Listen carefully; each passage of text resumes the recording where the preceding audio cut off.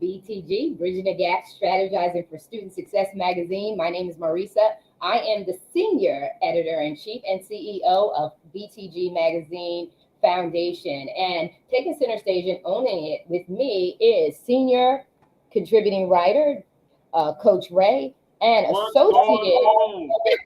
and Associate Listen. EIC Editor-in-Chief, Dr. P. She is in the house with There us. she go. There she go. There she is. There she is. We're playing with this touch screen. And so, Coach Ray, say hello to our audience. I'm gonna say hello today. I know I've been on a 2-week hiatus. Listen, last couple weeks have been very, very busy, but rewarding at the same time. We had a parent night that one Thursday night that I was out at the school, so I was a little busy with that. And then last week I was blessed to be in the attendance at the annual YMCA board meeting. So hey, listen, like God is moving, God's doing some things, and I'm glad to be back. Yes. And we got to do our service work, right? We got to commit to our community. We got to give back. And so that is going to take us away from here, but we're here every single week. So if you don't see all of us, you'll at least see one or two, three of us in the house and ready to talk to you about all things youth leadership. And so, Dr. P, say hello to the people. Good evening, everyone. And Coach Ray, as you said that, I'm away about to attend a conference on education, higher ed, preparing youth, diversity, all those things. So as we continue and we're trying to teach ourselves so that we can speak to you all and know what we're talking about, that's part of the whole package. So a lot of the things that I'll get to do this weekend, we're going to turn around and talk to each other more about everything we do. And then we'll continue to talk to you all. So here we are, really excited. I'm really excited just to know that we're talking to you, and please give us feedback because it's helping. It really is. Yeah. And what about the constructive criticism is always beneficial. And I think that we are in an era nowadays where constructive criticism gets kind of ridiculed or flipped around, like people are hating on you. But in actuality, you got to be able to decipher constructive criticism from people just actually hating on you. So to the constructive criticizers, as in like you're trying to help us grow and build, we appreciate you. Yes. It helps us to learn and grow, right? And if we want our young people to know and accept this, the feedback and corrective feedback and positive feedback toward improvement, then we have to model that same behavior as adults. We have to be open to feedback. We have to be open to diverse opinions that don't always align with us, and we have to show respect for those people who don't always think exactly like we do, because we haven't arrived. We don't know it all. Alonda, we love you, girl. She says, hey, family. She's reaching out to us. We're missing you, girl. Wish you were here, but we hope that you've been resting all day and resting that voice. So we want to do another shout out, Chris. Chris, I forget where he's coming in from, but he is he's international. And I forget where his location is, but Adrian Templeman is on viewing. Anj Taylor is Those are people that I tagged. Those are people that I tagged. So all right. So listen, we're going to get this viewership up. We're going to get people invested. Yes. Commitment, right? Commitment and consistency. And so we really want to talk about this month. We want to focus on our young people in their heart. And we really got into it last week in depth about making sure that we see our young people and make sure that their voice is heard, because that's one of the things that's critical for their heart to be open and for them to have healthy, loving relationships. And Coach Ray, I want to just give you the opportunity to kind of chime in on that, because you weren't here last week with us, and I know you have your own thoughts. You said, and we're talking about seeing the young people, as in like we are actually like we see you. Yeah. The big factor in that is like they gotta know we see them, and by us showing that we see them, it comes with our actions. As older people, we spend more time critiquing, criticizing, browbeating, and making them feel like everything that they do is nah, we good on that. But a lot of these need to feel seen. They need to feel that they are cared for. They need to see that they are recognized. We see y'all hurting. We see the frustration in your heart. We see the struggles that y'all dealing with. Like people like us, we see it Mhm. because we understand. And we work with y'all in different capacities and different things that we want y'all to know that we see you and we hear your pain. So for my feedback, it's just people who genuinely care are going to see you, are going to see the youth, and are going to put their action forward. And they're Mhm. not going to assume the position of just trying to make it seem like it's something cool to do because it's our heart. That's it. Yeah, and that is it too. I just want to put up Alonda is really, since she can't be here, I want to make sure she has a voice and she's speaking. And so, what I want to say to that is, we have the relatability because we remember. Like, so we didn't forget, being young. We remember. And so, basically, when you become an advocate, you're advocating based on your own personal experience that no one can take away from you, that you really experience yourself. And you know that you're not the only one because you've witnessed, because you're sensitive to it, you've witnessed others go through it and you want to have a voice. And that's exactly my point. I shared last week in regards to, just myself wishing that I had more conversation. We got to know our young people's love language, right? We know our love language. We talk about love language and the marriage and all this other stuff, but we have to know love languages in relationships, just basic relationships, so that we learn how to communicate effectively. And this is not just communication, is not just for adults to communicate with adults. It's not just for the workplace, and it's not just for marriages. It's for everyday communication. It's for our loved ones. It's for our children. And I believe that we need to take the time to learn our children's love language. How do you impact them? Every kid's cognitive skill set and how they learn is different. And we can't parent every child exactly the same. There's got to be some differences in how our approach to parenting when it comes to specifics, when it comes to the complex issues. We have to be able to adjust as parents, as teachers, as adults, and how we can create a relatability that will make a difference. What are your thoughts on that? They So in education, they have something called differentiation of instruction, right? Mm, And that's where the educator is supposed to be able to instruct each child to their learning capability, right? So you may have one child that learns super fast. So you can go to the next topic, but you may have one that might need you to go a little bit slower, might need more visual aids, might need more time, so you have to figure out how do you differentiate your instruction to where it encompasses all, right? So when we're talking about the differences in the youth, and we have to understand, we have to operate like that in life. Every child is not going to operate exactly the same, right? And this is the lessons that I've learned because we find ourselves putting everybody in the same box. Again, lessons that I've learned. And so what happens is that you might get a kid that progresses super fast, right? Their love language might be you just acknowledging their goal, like acknowledging their successes. That might be their love language. Hey, great job. I'm proud of you. That's what's up. Because I have students like that. They want to hear, I'm proud of you. Right. Then I have other ones that just want you there. They want the quality time. I don't coach. I coach football and then I help with swimming. So the kids that are on my football team or whatever, and they play other sports, I show up. mhm, I'm showing up to your other games. I'm showing up to other things that you're doing. You're in band. I'm showing up. You're in chorus. I'm sitting. I'm sitting in your chorus class listening to you sing. I'm showing you, but that because their love language might be quality time, and the only time I can spend that quality time is by being supportive of something else that you're doing. Or you might have one that not just the words of affirmation, but little gifts, right? And it takes nothing for you to be like, hey, I got this extra pencil right here. Or hey, a kid in your neighborhood that you've been trying to mentor. Hey, yo, I went by the store. I know you like Snickers. Here you go.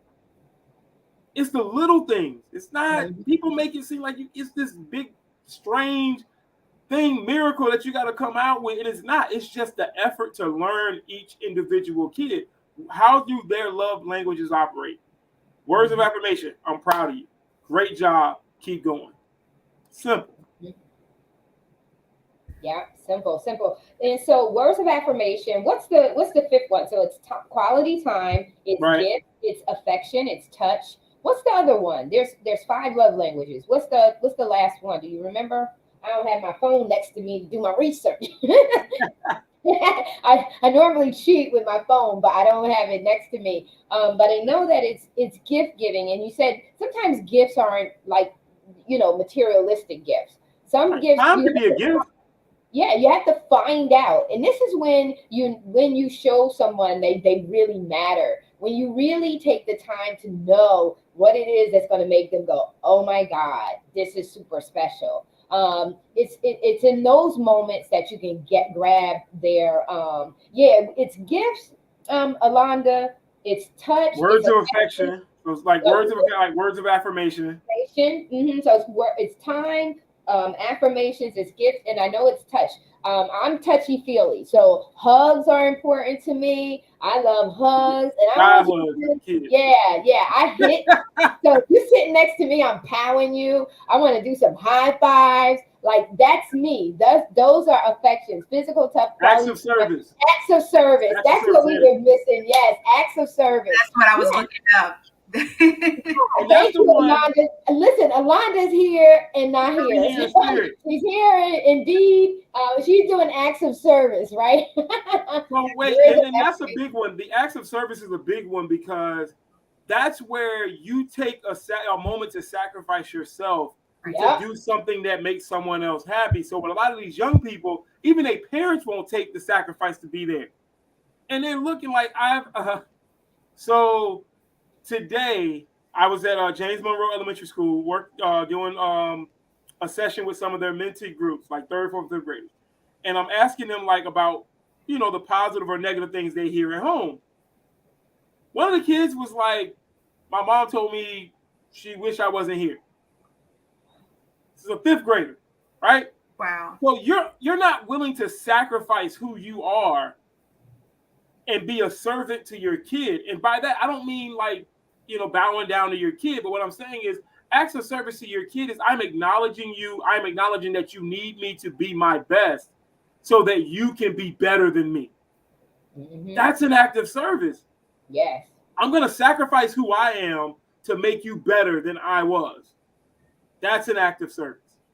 Yeah. Alonda shares too, which this is a real good one. There's a number 6, she said, and that's understanding. That's critical too, because it's not just you doing to appease me, you're doing because you get me. That's a good one. Very good. Thank you. Thank you for going the extra mile. That comes in where it slashes with empathy when you say understanding. Because I've seen that happen that way as well. And that's the whole part of it. Coach Ray, when you were saying that, and you were talking about a child being told that, I've always thought about the fact, and we've had to say this into not only youth, but to adults, of course, that now are parents. No child is asked to be here. At all.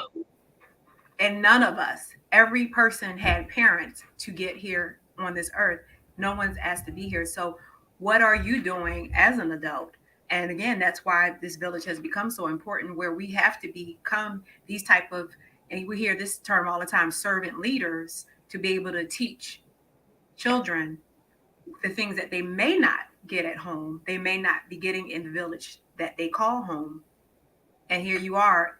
But as educators, you get that opportunity to hopefully, because you're getting them 8 hours of the day, you're getting them for a good portion of their lives.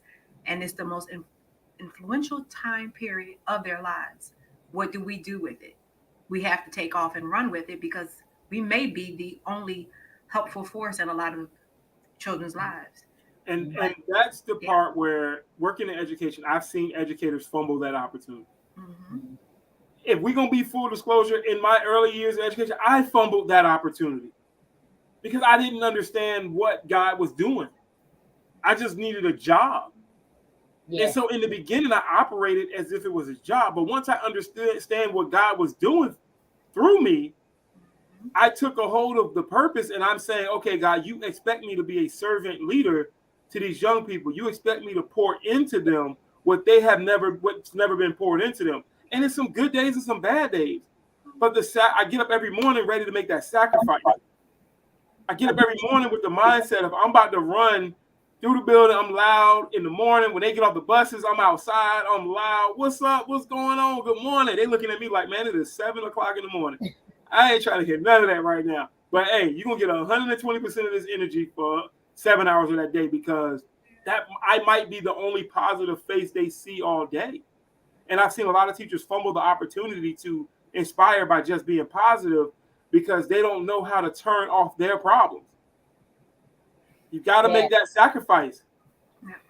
Yeah, we talked about that earlier today in TCS consulting, organizational development. We talked about leaders understanding their own EI, emotional intelligence, understanding and having self awareness. One of the key things that you bring up, there's a couple of things that you brought up a little earlier. One of the things was, the parents saying, "I wish you weren't here." I would love for parents and adults to take the time to sit back and think about what they just said and how they would feel if they were on the other side of that. Because I think that if we really if we took the moment to really understand that that's a sword that you just cut them. I mean, viciously cut them. Even in your own frustration, we have to be careful the venom that comes out of our mouth that's deadly. And that is that when you said that, then I felt that. Like, I was like, whoa, I wish you weren't here. And the impact that can have, because personalities are different. You can say that to one kid like whatever, and then the other kid that could devastate them. And then we're wondering why they're depressed, or we're wondering why they're suicidal.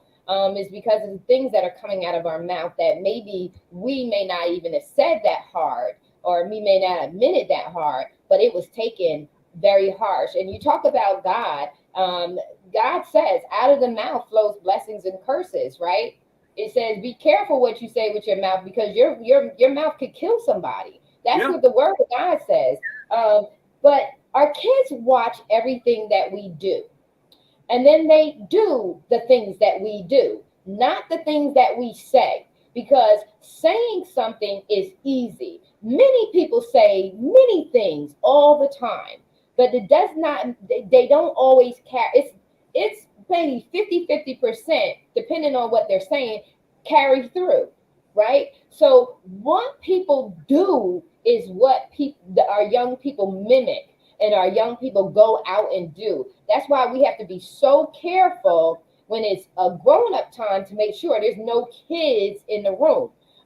You cannot get lazy because you feel like doing something that's grown up and the kids are around and still do it. You have to make sure that if it's adult, then keep it adult and make sure that the kids are not even mistakenly around to see or to witness it, because they're going to go and do it because they saw you do it. Then the other thing you talked about was awareness. When we go into jobs or we enter into an opportunity, it's our level of awareness. Are we aware of the opportunity? And I believe that, just like you said, we go into a job and we're just like, okay, I need a job. But if someone comes along and says, do you realize what you could do with this job? Like, these are some of the things that you could really do. Or do you realize this opportunity that has been set before you? So most of what's going on is the lack of awareness of influence and impact on behavior. And just like you said, you're coming in early in the morning. That energy is transferable, but believe it or not, it is transferable, because even at 5 o'clock in the morning, once Let's I'm talk up, about once I'm up, I'm like, I'm energized. I'm I'm ready gonna to go. that. I'm gonna go. And see, and it's funny because I say that because I know who I was at one time. And I know how I operated at one time as a coach. Where I'd be like, I wasn't the best person. Yeah. But I'm willing to admit that. I'm willing to say, no, I had my flaws. And God said, I sent you here for a reason. You are not doing what I sent you here to do. So nothing for you will work out until you take hold of your purpose that I sent you here for. And once I got that, and I said, you know what? All right, God, you got it. You know what I'm saying? And as much resistance and as many times I tried to find other jobs and all this stuff, God was like, I'm bringing you back every time. You can't go until you do what I sent you here to do. And once I took hold of that, and God said, these kids need you. Period. They do. There's no there's no middle ground here. I sent you here because they need you. Do what I sent you to do. And I don't want to hear nothing else about it. Like, that's kind of how it was. I don't hear nothing else about it. I don't want to hear about you tired. I don't hear none of that. So when I walk through those doors in the morning, have my cup of coffee and everything. Once I walk through those doors, I'm all energy. I'm all energy. When I'm at bus duty, I'm all energy. The assistant principal I do bus duty with, we laughing, we joking, the energy. I'm all energy because those kids may not see that again until the next morning. Yeah. And tomorrow's Friday, so they may not see that again until Monday when I get back to work. So who am I to shortchange them of what God told me to do? That's right. Influencing other people's children. That is one of the best things you could ever do. It's a blessing to have your own, but at the same time, to be able to influence other people's children. That is beyond, anything that you thought was your purpose at this point. And it leads to the promises and the things that we know that God has told us are for us because we have done what he told us to do. So now he can continue moving forward. And then we can become these stronger adults. We can become a community that builds people that are going to be stronger. It's just a full circle and a cycle of life that works. Well, because we're trying to save the youth. And we can't save the youth by dogging the youth. It doesn't make sense. It makes zero sense to complain about people or complain about how they operate, but you're not doing anything to help them. So when I hear and I see posts, these kids out of control, and this, that, what are you doing? What are you doing in your community to change it? Yeah. Because posting it on social media ain't making a change. No. But what are you doing?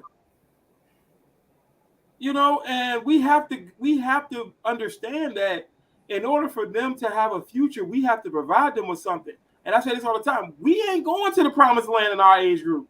They are. So why are we not preparing them to take hold of it? But we're so worried about ourselves. They need us because these young people are leaders. They have sent here to be agents of change.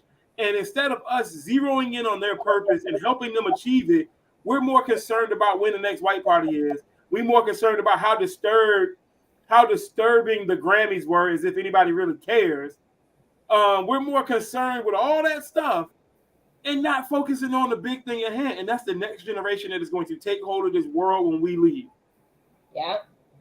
We need active and thank you so much, Norm, for chiming in. BKS1 Radio from my hometown, Clayton, New Jersey, the metropolitan New York area. Thank you so much, Norm, for chiming in. He does a lot of community outreach work as well, and so he's looking and chiming in and saying, "Hey, that's the truth. We need." More leadership. We need more leadership. We need people to care more about our young people.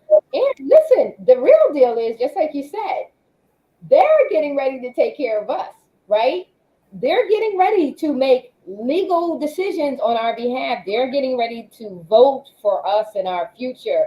They're going to be involved or ignorant to the laws that are going to be passed and all of these different things. And if we don't wake up and we don't make sure that they have grounded wisdom and a solid foundation of understanding how laws are made and passed, and what's really going on legalistically in our society, and how they play a major role in it, we have a generation of young people who are going to be disconnected and worried about us. So I say be a little selfish as an adult and make sure the young people have it together.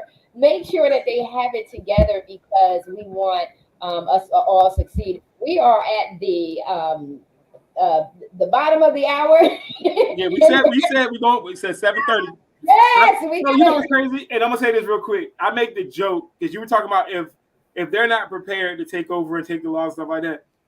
I was having a joke with a session with some of my friends. I said, yo, at a certain point, if we don't get it together for these kids, the world is gonna look like RoboCop. You know, Detroit and RoboCop. Like that's what it's gonna look like. It's Right. gonna look like Detroit and RoboCop. Like, yo, like because at the end of the day, it's people out here who are taking advantage of young people who should be inspiring the world.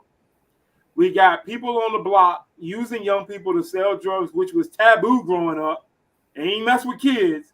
But now you got kids dealing drugs. You got kids selling vapes in school. You got kids fighting adults. But nobody's saying time out. Mhm. We need to get these kids together because when we're dead and gone, they're in charge. I Yep. got an 8 and a 9 year old little kids. I need them to be in a world where I can rest. Mhm. Right. Mhm. Mhm. Right. Mhm. So we want to be able to give back to our young people a sense of emotion and care, and we oftentimes relate emotion with negativity, but emotions are emotions. They're positive and negative. Their mediocrity too. They're mediocre too. They're, you're not one way or the other. You kind of just emotionless, so to speak, or emotionally neutral. So we have to get back that we gotta instill in our young people a sense of compassion and empathy, like you said, Dr. P earlier. We got to get that back into them because when we do those acts of service, when we when we demonstrate to our young people that we see them, that we hear them, that we understand, that we can relate to them, that we're relatable to them, then they begin to feel again. And when they feel again, they won't take, there's a higher value on life. There's a higher value on impact of life or infringement of life. There's more of a caring that happens and compassion and empathy that happens with others because now their heart is softened. Their heart begins to soften. And the word of God says, in the last days, the love of many will wax cold. So if we are believers and we know this, then we need to be overly on point about the love thing. And especially with our young people, because that's the generation where the love of many will wax cold. And that's what we're seeing. We're seeing the generation get colder and colder and more distant and distant to the feeling of humans, the feeling of being a person and a person with feelings. We just we look at feelings as emotional, but they are. When you hurt my feelings, you hurt my feelings. Emotions are normal. so so Emotions we're are going to normal. close out. I'm going to be the controller of. We're going to make sure we close out. So, Coach Ray, say your closing remarks. Dr. P, you're up, and I'm just going to say we're out. So go ahead. Go ahead, Dr. P. You go first. No, actually, from Marissa, so what you just said, going to the other scripture, in these last days, men would become lovers of themselves. We hear that more children are hurting and killing than ever before. If we want that love language, everything about love to be Come better, on. change, we have to flip that. We can't have it where they're lovers of themselves. They have to become lovers of people. And that life and love and God and everything is all together. And it's just that simple. Yeah. I'll Yep. close by this. You either gonna love them and watch them grow, or you're gonna ignore them and watch them fall. Those are our choices. That's it. Mm, Mercy. yeah, yeah. And so, on a better note, let's love them. Let's love them. Let's squeeze them. Let's hug them. Let them feel loved all over. Don't do it. And if you see a child, you see a young person, enter with some level of caution. But trust, like you really got to trust God and just say, Lord, go before me, because it is God sending you to them. It is God saying that, love my children. As you've done it unto me, you've done it unto the least of them. So love the babies, love them, love them. Let them know that you care. Let them know that you're there. I always say pray, because you never know the unseen that's going on. And you want to be protected and going and talking to the young people. You don't want to enter, start working with some young person and you're just open. You want to make sure that there's accountability, because anything can happen when you're dealing with a young person. So you don't want to go in single. You want to go and talk to teams, and you want to make sure you're following the right protocol in the school system or whatever in the community. You want to make sure you're protecting yourself, but don't allow what could happen stop you from being a blessing to our young people. They're crying out. They need you. And just know, I felt love in my family, but I still felt that I did not have the level of direction I could have had when I was a young person that would have taken me in a totally. I'm thankful for where I am today. No hard feelings or anything. But what I'm saying is we have to learn from lessons. We have to learn from experiences and growth. We are love you so very much. We can't wait to be back with you next week on Thursday at 7 o'clock Eastern Standard Time. We are here weekly, and you will see Coach Ray, you'll see Dr. P, you'll see Alonda. We will be here for you, and we love you, and we are believing God for our young people to do exceedingly and abundantly above all we and they could ever ask or think of. We are out, people. Have a great Y'all weekend. be blessed. All right. Good night. Be blessed.